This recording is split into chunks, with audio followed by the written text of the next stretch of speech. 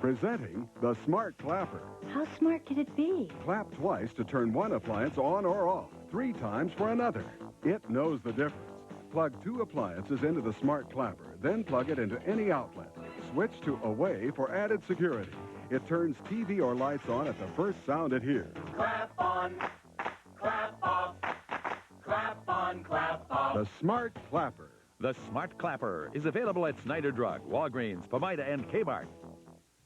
Paul Majors, breaking the big stories down to size. Pat Miles, journalist, the anchor who never stopped being a reporter. Paul Douglas, the Twin Cities' #1 meteorologist. Diana Pierce, with the news sense and sensitivity that comes from experience. Jeff Paso, Minneapolis-born, sports pro with a hometown point of view. Team players on the news more people watch. KARE 11 News and you. It's a matter of teamwork. This is KARE 11, Minnesota's news and information station. The Vikings had a chance to get past San Francisco at the Dome today, but the 49ers regrouped to catch their comeback bid. So instead of clinching a playoff spot on their own, the Vikes were forced to wait for help from Houston. Coming up, we'll check the Vikes playoff picture and get the coach's critique. That and more next on the Dennis Green Show.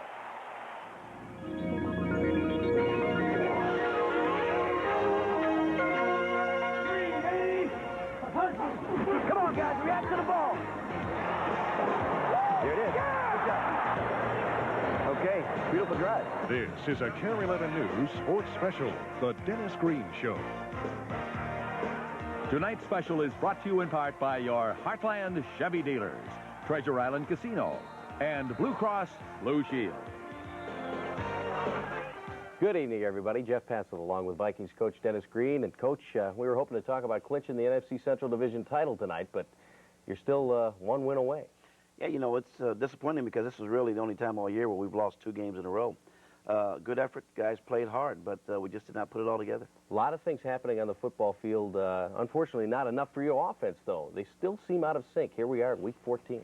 Well, you know, I thought really in December that this would be the point where we could really be playing extremely well. We felt all along from about the second half of the season that we would be playing much better offensively, and I think we're showing some signs of it, making some spot plays, but overall we're not having the consistency and making the big plays that you have to make to have a very effective offense. I think it also makes a difference how your offense starts the game. And we're going to start the highlights tonight with the offense early on in the ball game. Rich Gannon in your first series throwing the interception. Don Griffin coming up with it for the 49ers. And it led to a field goal for them, so they took a 3-0 lead. Yeah, not a real good pass, really. We had Steve Jordan open out in the flat, and the defensive back, Griffin's good player, made a great break on the ball. Your defense returns the favor, though. Audrey McMillan later in the first picks off the Steve Young pass, 51 yards for the touchdown and the 7-3 lead. Oh, excellent job by Audrey's in position on the man coverage. We had a blitz going. Later on, we'll show that play, and Audrey stepped in front. And then we had Chris Dolman out in front trying to block the quarterback. Yeah, he did some great blocking there. We'll look at that, too. Here's some great second effort by Roger Craig, who I would imagine more than just about anybody wanted to win this game today. Oh, absolutely. Roger came out, knees were pumping, you know, and when he played, he did a good job and made some big plays, kept the enthusiasm going. Yeah, unfortunately, the offense didn't get enough big plays to make it happen. San Francisco's defense was held the Vikes forcing this 51-yard field goal attempt by Revez just short, as you see in the slow motion there. That's a little bit, and really Fall did not hit that real well. He'd love to have that one back, and came up a little bit shallow. Amp Lee with a pair of touchdowns for the 49ers today. He hit 134 yards rushing. This guy, just a rookie, he really came up with a big game. Well, he's a good player. I mean, he was a great player at Florida State last year, an All-American. Everybody's All-American. A great steal by the 49ers to get him really in the second round. So, you know, Ricky Waters did not play at all. We were hoping that we could shut down their running attack, and we were not able to do that. It was 17-7 at the half, and then in the second half, Rich Gannon to Anthony Carter here. Carter almost breaking it loose. Nice play. It was a slant play working inside, a nice catch by Anthony, good throw. Then he was able to get up the field and get some good yardage. Now, unfortunately, we didn't take it in for a touchdown, but we were able to get the field goal. Yeah, you get the field goal this time, a 44-yarder. 17-10 San Francisco at that point, and you're just a touchdown down, so you're making the comeback. Well, we are. You know, I mean, I think the game was still really close. We had a chance to make some plays. Our defense was doing a pretty good job also. Yeah, here they got the 49ers, Steve Young on the sack and kept them from bringing it in for the touchdown, forcing a field goal. So then the 49ers took a 20-10 lead when Vincey Glenn and the special teams come up with a big play. Well, the snap was high. Vincey kept coming. The punter did not feel he could get it off, and then we made a great play on special teams. Again, that's really the key thing, because if he can get out there and make some plays, which leads to a touchdown here by Terry Allen, good job of blocking up front, and right now we really feel like we're churning. Yeah, this is Allen's 14th touchdown of the season. He's the first running back since Chuck Foreman to have 14 in a year. Foreman did it in 76. You see the block there by McDaniel.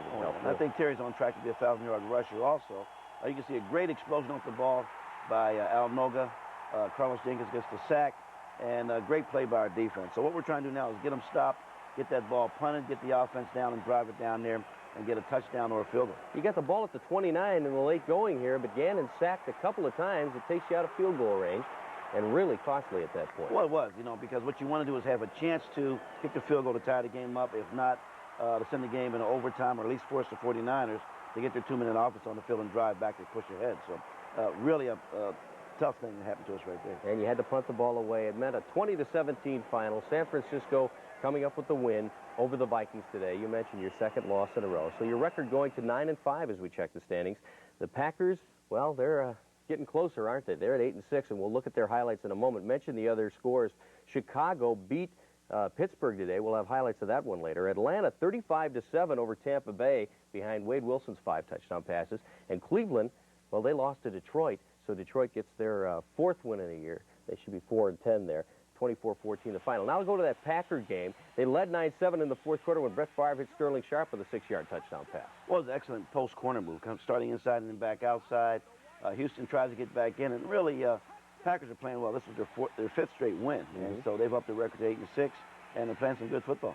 Lorenzo White with that touchdown. Houston had a chance to get the ball back with 12 seconds to go. But for some reason, they decided not to try to return the punt. The clock runs out with this ball bouncing around on there, and the Packers end up getting a 16-14 victory over the Houston Oilers to improve their record to 8-6. And they do get a little bit closer to you in the standings, and things get real interesting as you head into next weekend's game at Pittsburgh. And we'll talk about the game with the Steelers in a moment here, but we want to go to the telestrator for that big interception by Audrey McMillan today, who's having a great season for you, and your defense gets another touchdown out of it, too, so go ahead. Well, the big thing we're doing, we were in a blitz, so we were able to get an outside, inside, then right up the middle, then also we're inside, outside, and outside. And what happens when Steve Young goes back and throws the ball, Audrey McMillan, who's playing here, gets back and gets a good cut in front of John Taylor, who's trying to run a slant pattern. Take a look at it here, and as we roll the tape, you'll see that Audrey McMillan really makes a great move because he keeps his eye on the ball at all times. Again, well, you can see when he goes to throw it, he's looking right outside. So when he releases that ball, Audrey McMillan actually sees the ball even before John Taylor does. And you're going to see that in the highlight here and the replay here. Audrey McMillan making a great move to step inside of John Taylor right there. Sure. Well, what Audrey does is always keep good vision on the ball. If you can see the ball when it's released, then you have a good chance to make a big play. And here he goes. 51 yards of the return for the touchdown. Audrey McMillan having a great season for you. We'll look at it again here now. Audrey McMillan stepping in front of the pass, and go ahead and roll it there. There he goes. 51 yards, he's gone. Some great blocking by Chris Goldman. That's one of the things that we really emphasize, trying to get those guys outside and try to get the quarterback.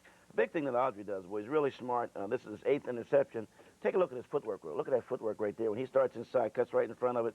Your feet will get you there, but your eyes have to set you up. He's had a great season for you, his 8th interception of the season. And the 8th defensive touchdown is a team record, 6th by interception this season. And that kind of leads us right into our trivia question as we decide to take a break here to pay some bills. So it is time out for trivia. Who was the last Viking to lead their conference in interceptions? We'll have the answer and more when we come back on the Dennis Green Show.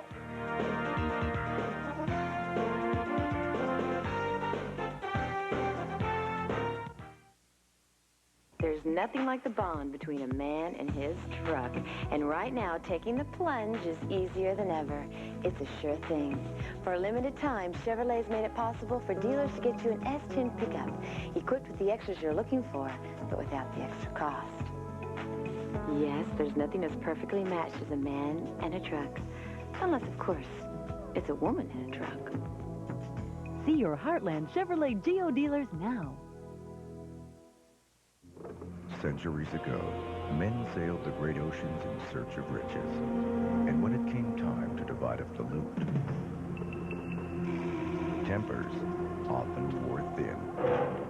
Hit me. I dare you. You're asking for it. Go on. Yeah. You gotta hit me first. Treasure Island Casino for the pirate in all of us. It wakes up sleepy purples and helps canary yellows to fly. It gives the blues a wonderful bump and even helps the roses to look rosier. It's Fuji color, and it's the reason why more people are looking into Fuji films every day. Fuji, a new way of seeing things. If she had a fever, you wouldn't wait a week to see the doctor. If she were hungry, you wouldn't wait a few days to feed her. So why wait even a day to fix the brakes on the car you drive her around in? At Midas, we can fix them right the very same day you bring in your car. Midas, because your brakes can't wait. Here's one more reason why nobody beats Midas. Now you can get $10 per axle off. Quality Midas brake service.